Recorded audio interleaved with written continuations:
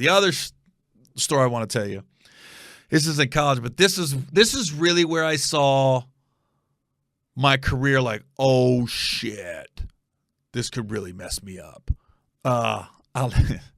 This was in like 2010, I believe. Yeah, I flew to Tokyo. I had shows in Tokyo. And on the way back from Tokyo, I was in Columbus the next week. So I flew straight from Tokyo to Columbus. And I had I was at the Funny Bone. And I was on this like deep tissue massage kick at this point. You get in these kicks as a comedian, like diets or just different things. So I was getting like deep tissue massages like once a month at one point. And so I'm coming off this long flight from Tokyo. I had a layover in Detroit, and I called my buddy, and I said, "Hey man, I landed like 8:30. I'm sure there's not a spa open." I said, but I was tight and stuff, and I was like, "Can you see if you can find a spa that stays open till like has 9 o'clock appointments, or if not, anything else?" I think I just said spa. My buddy said, "I'll call you back." Calls you back. He goes, "I didn't find a spa, but I found a masseuse that'll come to you. And it's $100 for the hour." And I was like, "Oh, cool. Yeah, let's do it." Gave me the number. I texted. Girl texted me back. Cool. Landed. Texted her. I got to the hotel about 9:30. And she texted me back, "I'll be there around 10, whatever." So I'm waiting. And I get a knock on the door. And I look through the peephole. And I see the girl's got like a mini skirt and a halter top, but she ain't got no table. And I'm going, what the fuck? So I don't answer the door. She starts knocking again. She's pounding now. I'm like, what's this girl's problem? And then she starts yelling, I know you're in there. I can see your shadow. I can hear you. I was like, what the fuck is going on? The fuck chick called the cops and put them on speaker and was like, in no certain words, "I'm a call girl. I'm here," and he's not answering the door. And I could hear the operator on the line going, "What do you want us to do about it?" She goes, "I don't know. You can't come embarrass them or arrest them or something." And it just sounded so fishy. And so they said, "All right, we'll send a unit." I go, "You got to be shitting me right now." So my stomach's dropping. So I answered the door. Now I open my door. And I'm opening my door to cuss her out. Like, what the fuck you doing? When I opened my door, she ran in my room. I went, "You got to be shitting me."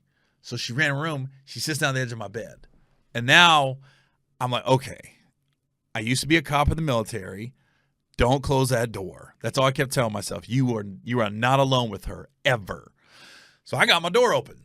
I'm literally on my door open in the hallway of this hotel, and me and her are talking back and forth. And she's sitting on my bed.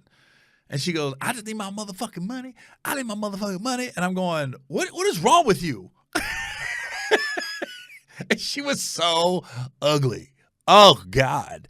She was like low end. Cop shows up. Now the cop comes up, sounds fishy. He goes, "What's going on here?" And now I sound horrible. I sound like one of them guys on I don't know, First 48 when you know they're lying.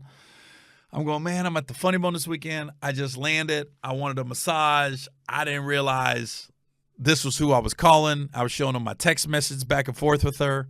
At no point does it say pussy fucking." And then she's telling her story. I just want my money. Da, da, da, da.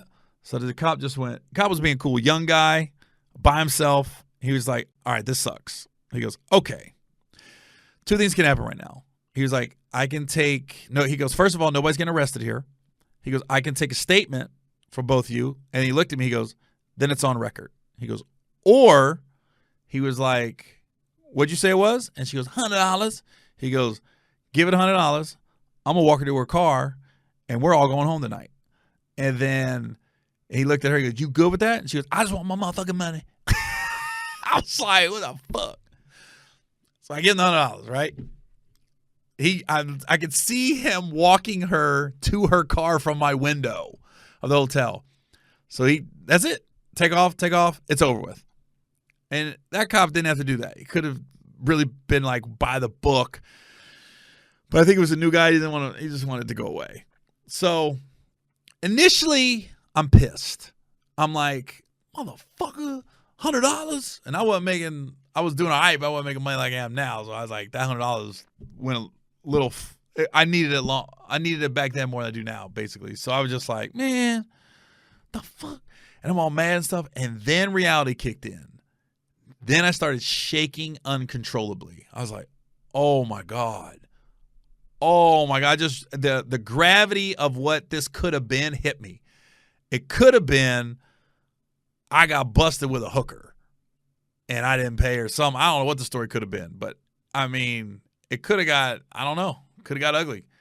And I don't know if it would have been the way the cop said it, it'll be on record if we take a statement. He just gave me a side eye like, or we can just make this go away, bro. And then it just hit me. And I remember I was just shaking. And I woke up the next morning. I didn't really sleep that night. I woke up the next morning. I had to do press. I'm doing radio and TV and just like zoned out, like still thinking about it the night before, like, wow. Then I called my buddy.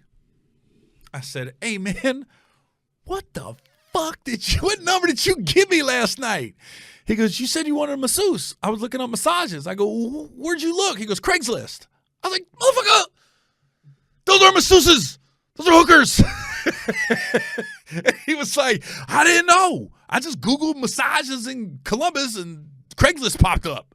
And I was like, dude. But he didn't know. Suburbs, married, kids. My buddy, he didn't know. He was out the loop. He was out the hooker loop. I was like, oh my God. I just remember I laughed about it. And I'm just like, whew. But that's just like, those are two separate instances where if it could have went left and it went in the press, like it could have made me look really bad. And I'm just like,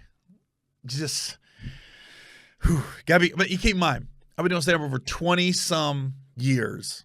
And those are probably the only two stories I got where shit could have went left.